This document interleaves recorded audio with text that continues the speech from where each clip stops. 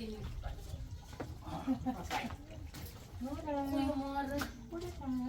Alright, this is my house.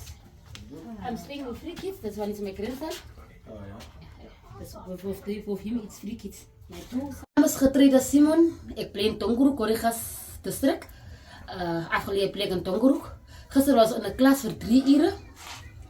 Bijbelklas, ons het oor die Bijbel is geleerd, ons het notes gedoen, alles. Ik heb van eergister af tandpijn gehad, met tandpijn. Ik heb niet geslapen vorige aandie. Maar ik heb geen dokter toen, ik ga eerst naar die klasse toe. En in die klasse wordt dus, na die klasse is voor allemaal gebad. Het is niet dat ik alleen gebad voor ons.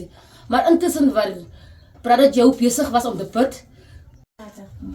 Nou, intussen, mijn tand het gepijn. Hij heeft ook voor mij gevraagd, als die klas alright, toen zei ik met die klas alright, dat is het al probleem wat ik heb, de tandpijn. Maar toen put hij, na die klas heb ik afgesloten die put voor ons allemaal.